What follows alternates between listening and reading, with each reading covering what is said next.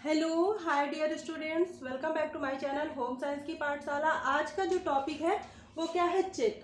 Check पढ़ेंगे हम। ये चेक किसके अंतर्गत आता है, किस टॉपिक के अंतर्गत आता है? तो ये आता है होम मैनेजमेंट के धन व्यवस्थापन से। ठीक है, होम मैनेजमेंट में जब हम लोग धन व्यवस्थापन पढ़ते हैं उसके अंतर्गत ये टॉपिक आता है चेक। चेक को हम जानेंगे। ठीक है, चेक क्या होता है? चेक एक आदेश होता है। चेक का मतलब क्या होता है? आदेश देना। क्या मतलब होता है? आदेश देना।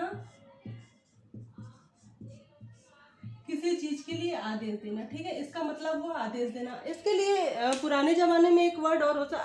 आप ये बताएंगे कि जब पहले चेक नहीं हुआ करते थे, बैंक नहीं हुआ करते थे, तो इसका प्रोसेस कोई और करता था? तो हाँ, हुंडी होती थी। एक शब्द आता है यहाँ पे, हुंडी। ये पेपर में नहीं आता है पर आपको जान के रखना ये हुंडी क्या होता है। हुंडी ये होता था पहले के ज़माने में। क्या होता था, हर गांव में या फिर कहीं पे एक साहूकार होता था जो हुंडी लिखता था। हुंडी का मतलब क्या होता था, अगर किसी को यात्रा करना है, कहीं पे जाना है, तो वो उसके लिए क्या करता था, वहाँ पे अपनी असरफियाँ जमा करता था उतनी, और वो साहूकार एक वहाँ पर से एक ऑर्डर लिख देता था, हुंडी लिख देता था, जो कि वो जिस स्थान पर जाकर जहाँ पे जाना होता था उस यात्री को, वहाँ पर जाकर वो हुंडी सबमिट करके वहाँ से उतनी असरफी या फिर जो कुछ यहाँ पे वो जमा किए होता था वो वहाँ पे ले लेता था। तो ये हुंडी का प्रोसेस इसलिए होता था चोर डकैतों से बचने के लिए। ठीक, तो वही प्रोसेस ये हुआ। इसमें क्या होता था, बैंक एक चेक इशू करता है खाता धारक को। चेक बुक फॉर्म में आती है, उसमें इस तरीके के कई कागज लगे होते हैं।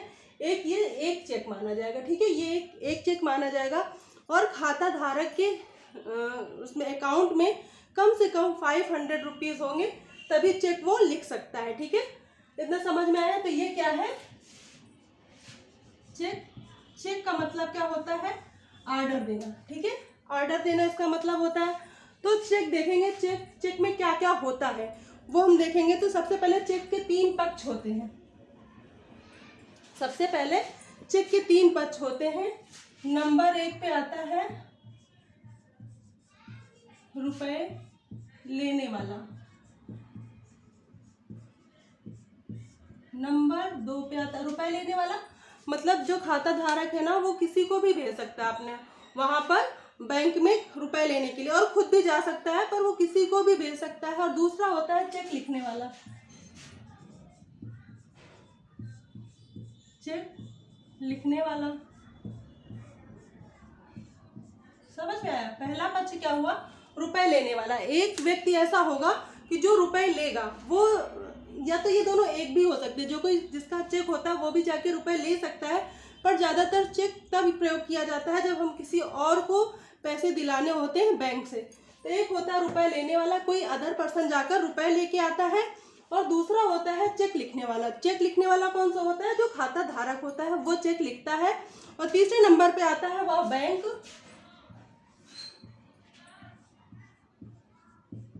वह बैंक जिसके नाम, वह बैंक आती है जिसके नाम चेक लिखा गया हो।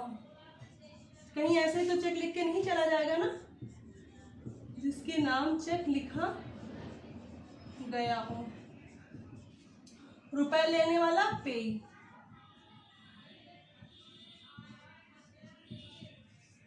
ठीक है, रुपए लेने वाला पेई होता है। ठीक है, पे किसको करना है वो यहाँ पे उसका नाम लिखा जाएगा। ठीक है, तो इतना समझ में आया। चेक में 3 पक्ष कौन कौन से होते हैं? एक होता है रुपए लेने वाला, एक होता है चेक लिखने वाला, और एक वो बैंक जिसके नाम चेक लिखा गया हो। ठीक है, वो बैंक कोई भी हो सकती है। ये जो चेक है वो स्टेट बैंक ऑफ इंडिया का, समझ लीजिए, पूरा वैसे नहीं है, ऐसे check State Bank of India का है, मान लीजिए, सारे चेक ऐसे ही होते हैं।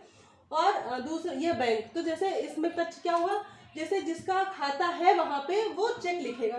ठीक है, और बैंक जिसके नाम लिखा जा रहा है वो बैंक कोई भी हो सकती है, स्टेट बैंक ऑफ इंडिया और इलाहाबाद बैंक, HDFC, कोई सी भी बैंक हो सकती है, तो वह बैंक हो गई। और एक हुआ चेक लिखने वाला जिसका वहां पे खाता है, और एक हुआ रुपए लेने वाला, ये अदर पर्सन जिसको वहां पे भेजा जा रहा है रुपए लेने के लिए। ठीक है, इतना क्लियर हुआ? 3 पक्ष होते हैं। चेक क्या है, चेक के कितने पक्ष है, इतना समझ में आएगा। चेक का मतलब होता है आदेश देना। ठीक है, मतलब जो खाता धारक है मतलब खाता धारक आदेश देता है बैंक को। किसे आदेश देता है? बैंक को। तीन पक्ष मैंने बताया, खाता धारक और बैंक और रुपए लेने वाला। ठीक है, रुपए लेने वाला, तीन पक्ष हुए। ठीक है, तो एक हुआ खाता धारक, एक हुआ बैंक और एक हुआ रुपए लेने वाला। तो जो खाता धारक है वो आदेश देता है चेक के माध्यम से। किसके माध्यम से? चेक के माध्यम से। चेक के माध्यम से आदेश देता है बैंक को कि इस व्यक्ति को इतने रुपए दे दिए जाए। कितने? जितना उसमें चेक में लिखा होगा। कहाँ पे लिखा होगा? इस जगह पे। यहाँ पे रुपीज लिखे होंगे। इसके बाद ओनली लिखना जरूरी होता है। ठीक है, अगर आप ओनली नहीं लिखेंगे तो वो चेक जो है गलत माना जाएगा। ठीक है, यहाँ पे ओनली लिखना जरूरी होता है। यहाँ पे एक कॉलम और होता है, यहाँ पर एक कॉलम और होता है। यहाँ पे रुपीज शब्दों में भरने पड़ते हैं। ठीक है, शब्दों में भरना पड़ता है रुपया। ठीक है, और यहाँ पे अकाउंट नंबर वगैरह खाता धारक का चेक में पहले से ही पड़ा होता है। ठीक है, क्योंकि हर स्पेशल खाता धारक के लिए अलग चेक बुक इशू की जाती है। ठीक है, उसका नंबर वगैरह, क्रमांक नंबर सब अलग होता है। ठीक है, यहाँ पे डेट होती है। इतना समझ में आया? चेक क्या हुआ? चेक खाता धारक आदेश देता है बैंक को चेक के माध्यम से कि जो रुपए लेने वाला है इसको इतना रुपया दे दिया जाए, जैसे कि हुंडी में होता था। ठीक है, इतना समझ में आया? अब आगे देखते हैं।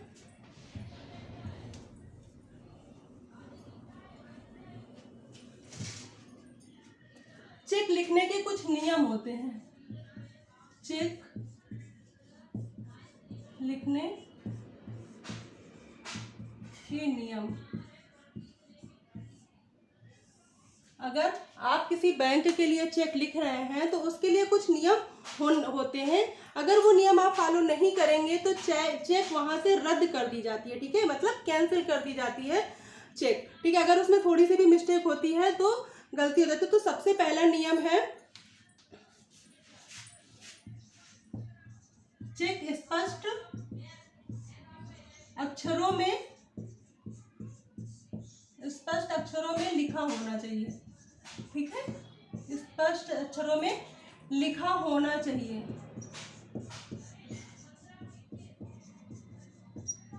स्पष्ट अक्षरों में लिखा होना चाहिए चेक का। ठीक है, अगर चेक स्पष्ट अक्षरों में नहीं लिखा हुआ है, अगर यहाँ पे पेय का नाम थोड़ा सा मिस्टेक है, नहीं पढ़ने में आ रहा है, या फिर यहाँ रुपीज स्पष्ट अक्षरों में नहीं लिखेंगे तो बैंक कैसे वहाँ पे क्लियर करेगी चेक को? ठीक है, क्योंकि वहाँ पे आप तो है नहीं, और दूसरे पे वो विश्वास नहीं करते थे, क्योंकि आदेश आपका मानना है उसको।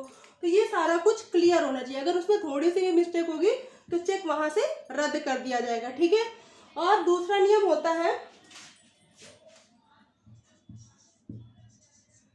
चेक के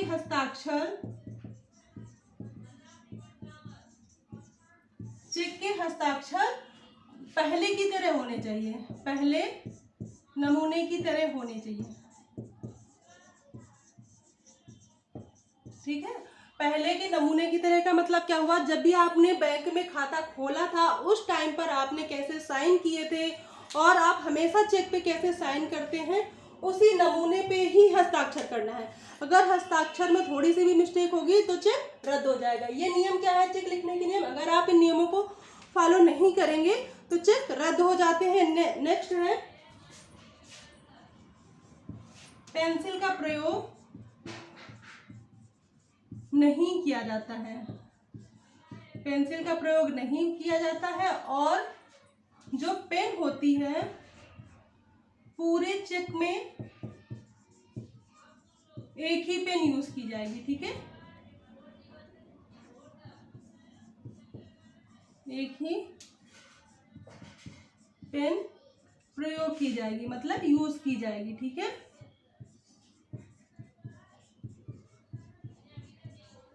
अब ये नियम क्यों है?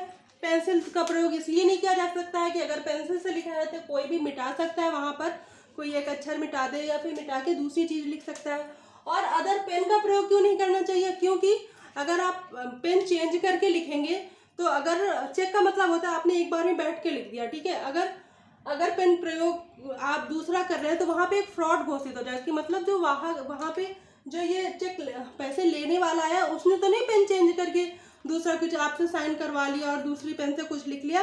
तो इतना सारा कुछ होना चाहिए। और दूसरा होना चाहिए, अगर बाय चांस, पहली बात तो चेक में कटिंग नहीं होनी चाहिए। क्या नहीं होना चाहिए? चेक में कटिंग नहीं होनी चाहिए।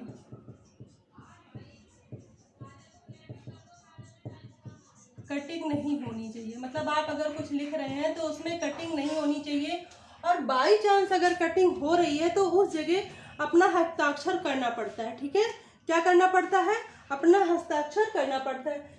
तीसरा नियम होता है यहाँ से रुपीज से लेके है, यहाँ पे ओनली शब्द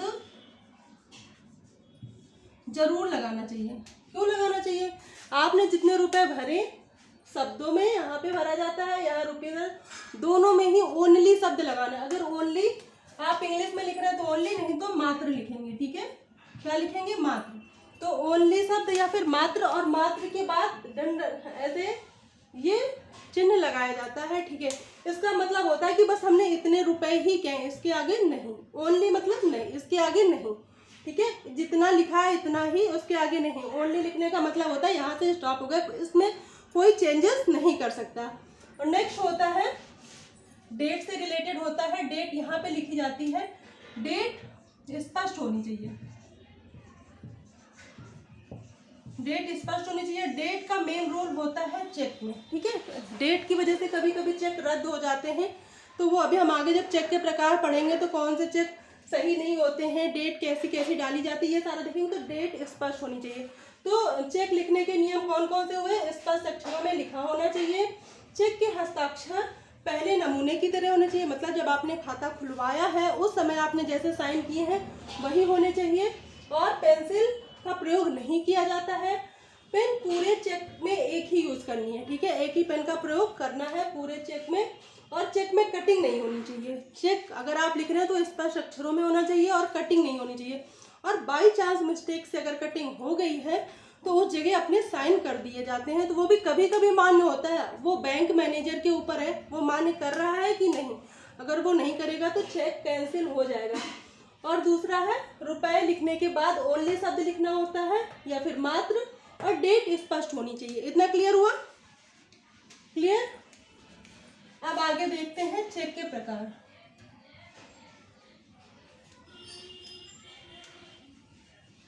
हमने चेक में देख लिया क्या क्या लिखा जाता है। डेट लिखी जाती है, रुपए लिखे जाते हैं, यहाँ पे पैसे लेने वाले का नाम लिखा जाता है, किसके नाम हम चेक लिख रहे हैं वो भी लिखा जाता है। और चेक के प्रकार देखेंगे कौन कौन से हैं। अब हम चेक हटा दे रहे हैं।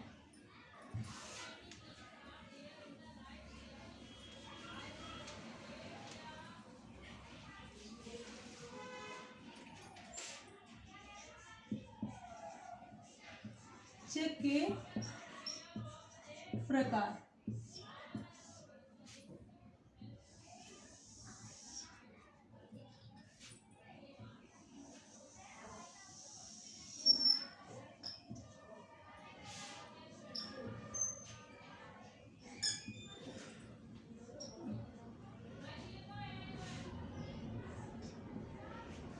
ठीक है, चेक का प्रकार देखेंगे तो चेक 4 प्रकार के होते हैं। सबसे पहले वाहक चेक,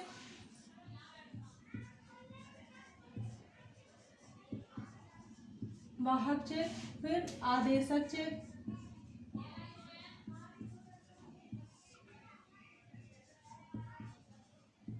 वाहक चेक होता है, आदेशक चेक होता है, रेखांकित चेक होता है और यात्री चेक होता है।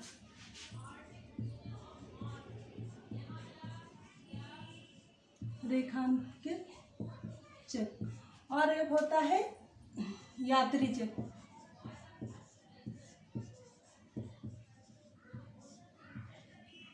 समझ में आया? वाहक चेक, आदेशक चेक और रेखांकित चेक और यात्री चेक। चेक के 4 प्रकार होते हैं, वाहक चेक, आदेशक चेक, रेखांकित चेक और यात्री चेक। इसके अलावा भी कई प्रकार के चेक होते हैं पर ये मुख्य हैं तो हम इन्हें ही पहले देखेंगे। तो जो वाहक चेक होता है ना, इसमें वाहक या बैरियर चेक का भुगतान तुरंत हो जाता है। ठीक है, इसमें जो है जो चेक बना था ना उसमें इधर बैरियर का नाम लिखा था, तो ये चेक होता है ना ये तुरंत हो जाता है। इसमें खाता धारक के सिर्फ हस्ताक्षर होने चाहिए, हस्ताक्षर मेन होता है। अगर उसका हस्ताक्षर है तो वो पैसा कोई भी निकाल सकता है ले जाके, बैंक उसमें ज़्यादा जांच पड़ताल भी नहीं करती है वाहक चेक में, ठीक है। और ये सबसे ज़्यादा असुरक्षित होता है, सबसे ज़्यादा असुरक्षित होता है वाहक चेक, ठीक है। क्यों होता है? क्योंकि इसमें क्या होता है, खाता धारक बैंक को आदेश देता है कि इतने रुपए दे दिए जाए, उसके बाद वो ज़्यादा जांच पड़ताल नहीं करता, उससे वो पैसे जाके कोई भी निकाल सकता है, उसमें किसी विशेष का नाम नहीं लिखा होता है। तो अगर उसके हस्ताक्षर है तो उस चेक को कोई भी भर के उसको क्लियर करवा सकता है, तो वाहक चेक के अंतर्गत ये आता है, ठीक है। ये सबसे ज़्यादा असुरक्षित होता है। दूसरा होता है आदेशक चेक, ठीक है। जो आदेशक चेक होता है ना, इसमें एक शब्द होता है ऑर्डर, ऑर्डर टू, जिसका नाम लिखा है उसके नाम उसको ही देना होता है आदेशक चेक, ठीक है। जिसका नाम लिखा होता है उसका ही आदेशक हो जाता है, ठीक है। इसमें जो हस्ताक्षर मेन होते हैं, ठीक है। अगर उसमें ऑर्डर टू मतलब ये जो आदेशक चेक है ऑर्डर शब्द लिख जाता है तो बैंक की जिम्मेदारी होती है, बैंक की जिम्मेदारी होती है कि ये हम पैसा जिसे दे रहे हैं तो वो चेक लेने वाला सही व्यक्ति है कि नहीं, तो वो पूरी जांच पड़ताल करता है, उसके भी साइन करवाता है और सारा कुछ क्लियर कराता है बैंक, ठीक है। ये असुरक्षित चेक होता है। उसके बाद होता है आदेशक चेक। आदेशक चेक में खाता धारक बैंक में ऑर्डर टू वर्ड का यूज करता है, ठीक है। ऑर्डर का वर्ड यूज करता है किसके नाम, जिसके वो दे रहा है, तो वो बैंक की जिम्मेदारी हो जाती है कि ये चेक लेने वाला वही व्यक्ति है कि नहीं, फिर वो जांच पड़ताल करके तब उस चेक को देता है, ठीक है। और जो रेखांकित चेक होता है, रेखांकित चेक, इसमें बाईं ओर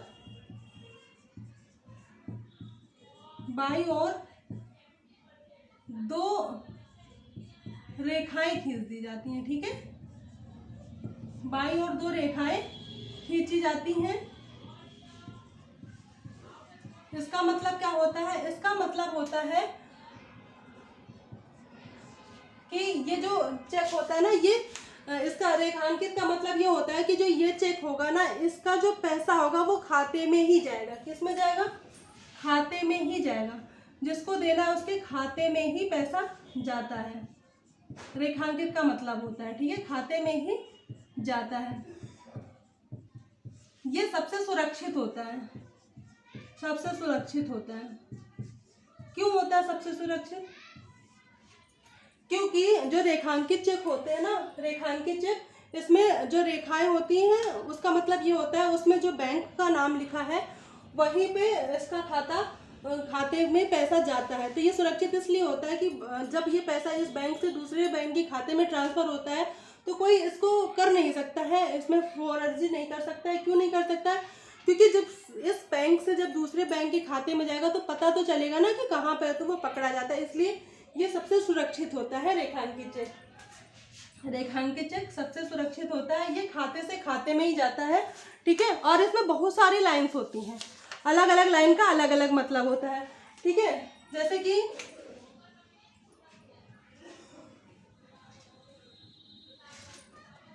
अगर सिर्फ आपने ऐसी ऐसी लाइन खींच दी या फिर ऐसी ऐसी खींच दी और इसमें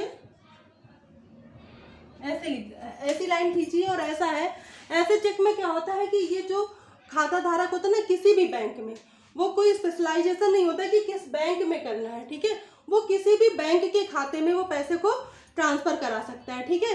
और अगर रेखाओं के बीच में नाम लिखा होता है, रेखांकित भी कई तरीके के होते हैं, अगर इसके बीच में नाम लिखा होता है, जैसे SBI का लिखा है, स्टेट बैंक ऑफ इंडिया, या फिर कोई भी लिखा है, तो उसका जो पैसा होगा उसी बैंक के खाते में ही जाएगा, ठीक है। इतना क्लियर? इतना क्लियर? जिस भी बैंक का नाम इसके अंदर लिखा जाएगा सिर्फ उस बैंक के खाते में ही जा सकता है। और ये सिंपल लाइन या फिर इसमें ऐसे करके कुछ लिखा है तो वो जो है उसका जो पैसा है वो हम किसी भी खाते में कर सकते हैं। जैसे कि किसी खाता धारक ने को हमें पैसे देने हैं, उसका अकाउंट SBI में है और हमें बैंक ऑफ इंडिया में लेना है, तो अगर यहाँ पे बैंक ऑफ इंडिया लिखा होगा तभी वो हमें बैंक ऑफ इंडिया में मिलेगा, ठीक है, अगर ये वाला चेक हुआ, ठीक है, जिसमें यहाँ बैंक का नाम लिखा है।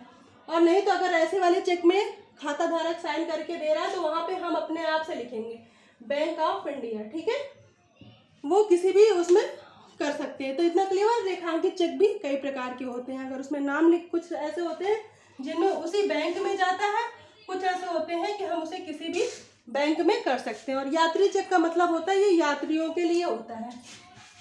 किसके लिए होता है? यात्रियों के लिए होता है ये। इसमें क्या होता है, ये यात्री चेक किसी भी दुकान पे या फिर कहीं भी चल सकता है, ठीक है। तो इतना क्लियर। ये कोई मतलब ये भी असुरक्षित ही होता है, अगर किसी गिर गया तो वो कोई भी ले सकता है। इतना क्लियर, इतना क्लियर। चेक, वाहक चेक हो गया, आदेशक चेक हो गया, रेखांकित चेक हो गया और यात्री चेक हो गया। वाहक चेक हस्ताक्षर मेन होते हैं और ये सबसे असुरक्षित होता है। क्यों? क्योंकि इसमें किसी को भी पैसा दे दिया जाता है, उसका नाम नहीं लिखा होता। आदेशक चेक में क्या होता है, ऑर्डर करना पड़ता है कि ये पैसा इसी को ही देना है, ठीक है, ये सबसे सुरक्षित होता है।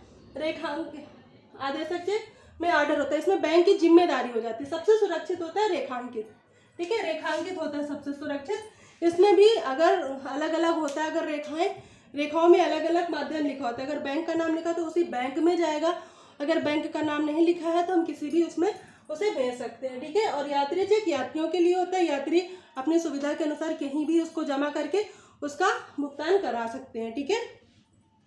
अब और देखते हैं चेक के प्रकार।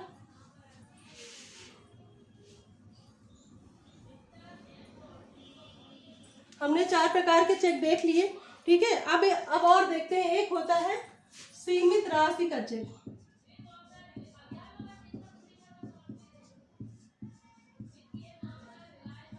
सीमित राशि का चेक, इसमें क्या होता है, सीमित राशि का चेक, जो चेक होता है उसमें पैसों का नंबर नहीं भरा होता है कि इतना पैसा निकालना है। उसमें क्या होता है, सिर्फ लिमिट लिख दी जाती है, जैसे कि 5,000 लिमिट है, 5,000 रुपीज़ की लिमिट है। तो उसमें जो कोई चेक का भुगतान कराने जाएगा तो वो 500 के अंडर ही पैसे निकाल सकता है, उससे ज़्यादा नहीं निकाल सकता है, ठीक है। इसमें धनराशि की सीमा लिख दी जाती है 5,000 या फिर जितनी भी उसने लिखनी है, इसमें सीमा लिखी होती है। इसमें जो खाता धारक है वो एक सीमा लिख देता है कि हमारे बैंक में इतना ही पैसा, इसके अंदर ही निकाल सकते हैं। तो वो जिम्मेदारी हो जाती है बैंक की कि इसमें जो है इससे ज़्यादा पैसा नहीं निकल सकता है, तो जो लेने जाएगा वो इससे ज़्यादा नहीं ले सकता है। दूसरा होता है कोरा चेक।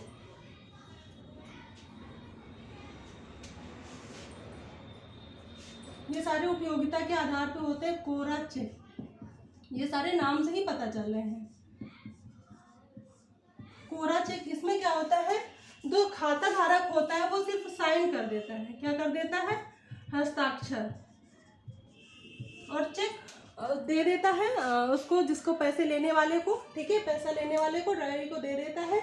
और वो चेक अब उसे जब पैसा लेना होता है, जब उसे ज़रूरत होती है, तब वो वहाँ पे पैसे भरकर जितने लेने हैं उतना लेके जो है वो चेक क्लियर करवा लेता है। ये लोग बहुत विश्वसनीय लोगों को ही ये चेक देते हैं, बिजनेस में बहुत विश्वसनीय लोगों को देते हैं, या फिर घर के कोई बुजुर्ग है तो वो अपने बच्चों को दे रखते हैं ये वाला चेक, वो हस्ताक्षर करके दे देते हैं, उन्हें जब जरूरत होती है उतना बोल के उतना पैसा निकलवा लेते हैं। तो कोरा चेक होता है, सिर्फ हस्ताक्षर करके दे दिया जाता है, उसमें कोई भी कुछ भरा नहीं जाता है, चेक क्लियर करवाने के पहले भर लिया जाता है। इतना समझ में आया?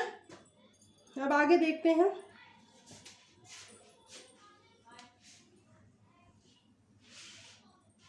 पूर्व तिथि चेक।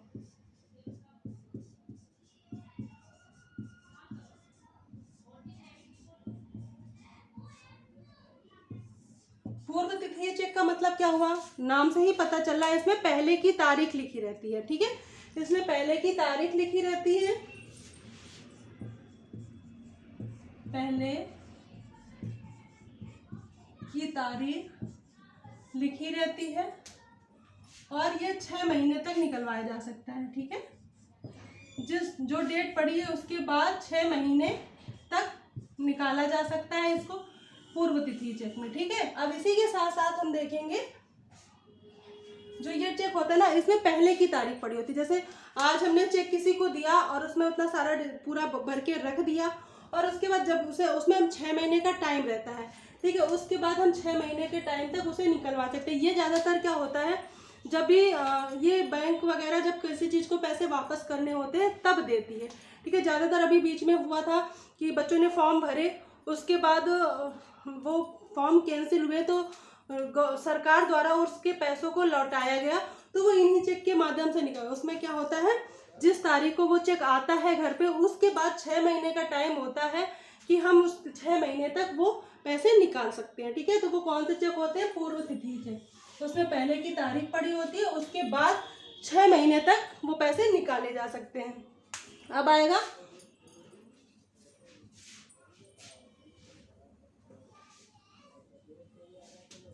उत्तर तिथि चेक।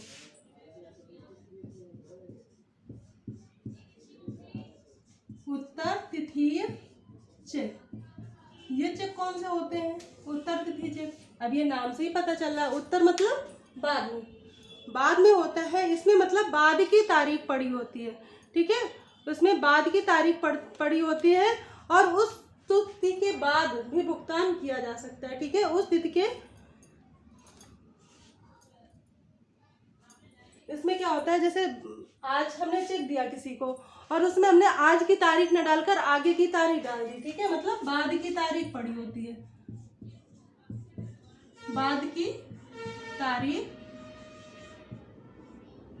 पड़ी होती है। इसमें क्या होता है, उत्तर तिथि में बाद की तारीख डाल दी जाती है, उस तारीख के बाद निकाल सकते पैसा, ठीक है, उस तारीख के बाद निकाल सकते पैसा, निकाल सकते हैं। अगर आप पहले जा रहे हैं, उस तारीख के पहले जा रहे हैं, तो चेक कैंसिल हो जाएगा, ठीक है। जो डेट उसमें पड़ी है, बाद की डेट पड़ी है, उसके पहले अगर आप जा रहे हैं तो वो चेक कैंसिल हो जाता है। वो क्यों दिया जाता है, ऐसे चेक क्यों दिए जाते हैं? अक्सर क्या होता है, दो बिजनेसमैन के बीच में अगर कभी कोई समझौता हुआ और उन्हें पैसे देने हैं, तो जैसे आज एक को देना है किसी को, उसके खाते में पैसा नहीं है, तो वो उसे चेक तो दे देगा, पर वो जब तक, और चेक की एक जिम्मेदारी ये भी होती है, चेक उतने का ही भरा जाए जितना खाते में पैसे हैं, ठीक है। तो आज वो क्या करेगा, पैसा तो दे देगा पर उसमें बाद की तारीख डाल देगा, ठीक है, क्योंकि उसे उतना टाइम चाहिए ना खाते में उतने पैसे पहुंचाने के लिए, तब उत्तर तिथि चेक दिए जाते हैं। इसलिए ज़्यादातर बिजनेसमैन लोग करते हैं, बाद की तारीख लिख के दे देते हैं और उतना टाइम ले लेते हैं खाते में पैसे पहुंचाने का, ठीक है। तो उत्तर तिथि समझ में आया, उत्तर तिथि चेक क्या होता है। अब नेक्स्ट देखेंगे निस्तार चेक।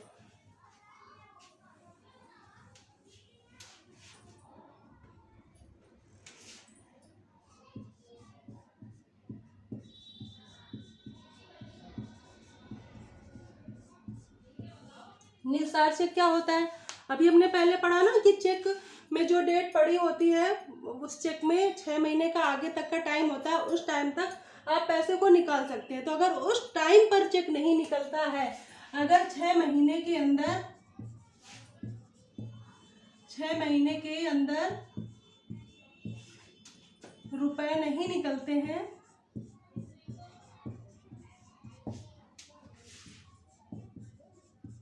नहीं निकलते हैं, तो चेक निस्तार हो जाएगा। निस्तार मतलब खराब हो जाएगा, वो किसी काम का नहीं रहेगा, ठीक है। अगर वो डेट निकल गई है, जो तारीख पड़ी थी उससे आगे 6 महीने निकल गए हैं और आपने चेक को क्लियर नहीं कराया, तो वो चेक निस्तार चेक के अंतर्गत आता है, फिर वो चेक खराब हो जाता है, उससे पैसे नहीं मिलते हैं। अगर संभावना बनती है, तो हम जिसकी संभावना रहती है तो दोबारा चेक मांग के वो पैसे ले सकता है। ज़्यादातर ऐसा होता है, ऐसे चेक खराब हो जाते हैं, लोगों को पैसे नहीं मिलते हैं। अब नेक्स्ट देखेंगे विक्रय चेक।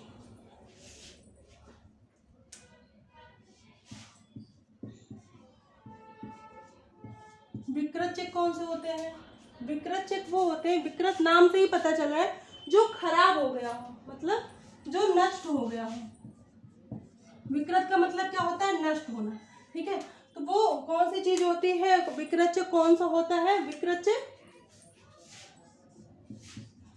विकृत चेक का मतलब होता है कोई चेक फट गया हो या गल गया हो या जल गया हो, वो सारे विकृत चेक के अंतर्गत है। मतलब जो चेक का अपीयरेंस होता है, जो चेक का अपीयरेंस होता है, जब वो नष्ट हो जाता है, उसमें कोई दिक्कत आती है, तब वो चेक विकृत चेक के अंतर्गत है। यानी कि जो चेक है या तो पुराना हो गया या गलती से हमने धुल दिया और वो गल गया या फिर जल गया या फिर फट गया गलती से, तो फिर फटने के अंतर्गत वो भी आता है। जब हम चेक बुक से चेक निकालते हैं ना और वो साइड से थोड़ा सा कॉर्नर में फट जाता है, वो भी विकृत चेक के अंतर्गत कभी कभी मान लिया जाता है। वो बैंक मैनेजर के ऊपर है कि वो कैसा मानना है। अगर वो चाहे तो उसे क्लियर कर सकता है। ज़्यादातर विकृत चेक के अंतर्गत वो चेक आता है, बैंक मैनेजर उसको अलाउड नहीं करता है। ठीक है, अलाउड नहीं करता है पैसे निकालने के लिए। ठीक है, तो विकृत चेक के अंतर्गत वो भी आ जाता है। कभी कभी जब चेकबुक से हम चेक निकालते हैं और वो साइड से उसका कॉर्नर फट जाता है, तब भी वो विकृत चेक के अंतर्गत आता है। ठीक है, समझ में आया। लास्ट चेक अप्रतिष्ठित। अप्रतिष्ठित चेक। अप्रतिष्ठित चेक के अंतर्गत क्या आता है, नाम से ही पता चल रहा, जो कि प्रतिष्ठित ना हो, यानी जो कि सम्मानजनक ना हो, जिसकी प्रतिष्ठा ना हो, जिस चेक की प्रतिष्ठा ना हो। मतलब उसमें कोई ना कोई ऐसी कमी हो कि जो प्रतिष्ठित नहीं हो रहा, वो अपने सारे जो उसके नियम है उसमें फॉलो नहीं कर रहा है सारे नियम को, वो अप्रतिष्ठित चेक के अंतर्गत आता है। ठीक है, इसका जो भुगतान होता है उसे बैंक मैनेजर मना कर देता है किसी कारणवश, वो अप्रतिष्ठित चेक में आते हैं। और वो मैनेजर मना क्यों करता है, उसके कुछ नियम होते हैं, वो हम देखेंगे। सबसे पहला होता है जो नियम से फॉलो नहीं करेगा, मतलब हस्ताक्षर मेल नहीं खाएगा। ठीक है, मैंने बताया था ना, हस्ताक्षर अगर मेल नहीं खाएगा तो जो मैनेजर है वो चेक को क्लियर नहीं करेगा। ठीक है, और दूसरा होता है अगर खाते में उतनी धनराशि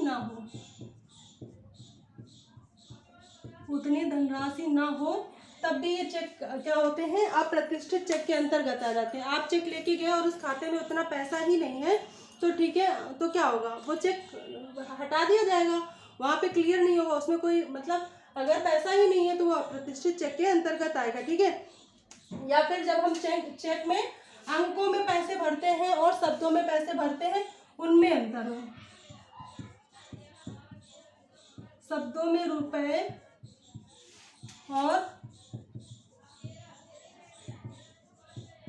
अंकों में रुपए में अंतर हो।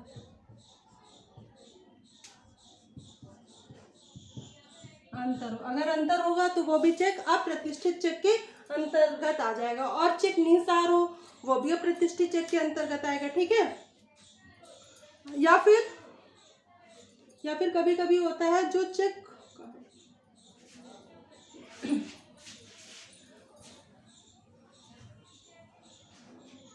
कभी कभी क्या होता है, खाता धारक ही मना कर देता है। खाता धारक मना कर दे, वो चेक भी अप्रतिष्ठित चेक के अंतर्गत आता है। ठीक है, अब खाता धारक मना क्यों कर देता है, खाता धारक मना क्यों कर देता है, कभी कभी क्या होता है, खाता धारक की जो है चेकबुक खो जाती है, या फिर खो जाने की वजह से, या फिर वो जिसको पैसे देता है लिख कर देता है पर वो बाद में देना नहीं चाहता है, या फिर उसे हैंड टू हैंड दे देता है फिर मना करता है, तो वो चेक भी अप्रतिष्ठित चेक के अंतर्गत आते हैं। और चेक खो जाने पर भी बहुत सारी चीज़ें, कभी कभी होता है ना, हमारी चेक खो जाती है तब भी बहुत सारी सावधानियां बरतनी होती है। क्या सावधानियां बरतनी होती हैं, सबसे पहले तो FIR कराना पड़ता है और बैंक में जाके एक एप्लीकेशन देके अपने खाते में स्पष्ट रूप से लिख देना होता है, कोई भी चेक आए तो उसे क्लियर नहीं करना है जब तक कि मैं दूसरी चेकबुक इशू ना करवा लूँ। ऐसा एप्लीकेशन देना पड़ता नहीं, बहुत ज़्यादा फ्रॉड होता है, तो खाता धारक कभी कभी मना कर देता है, वो भी अप्रतिष्ठित चेक के अंतर्गत आ जाता है। तो आज हमने क्या देखा चेक के बारे में, चेक क्या होता है, चेक के प्रकार क्या होते हैं, चेक के नियम क्या है, इतना सारा कुछ हमने जान लिया। अगर वीडियो पसंद आई हो तो प्लीज़ वीडियो को लाइक करिएगा, शेयर करिएगा, और चैनल पे अगर नए हैं तो चैनल को सब्सक्राइब करना बिल्कुल ना भूलें। और अगर कुछ भी रह गया हो तो आप कमेंट सेक्शन में पूछ सकते हैं। Thanks for watching my video. Thanks.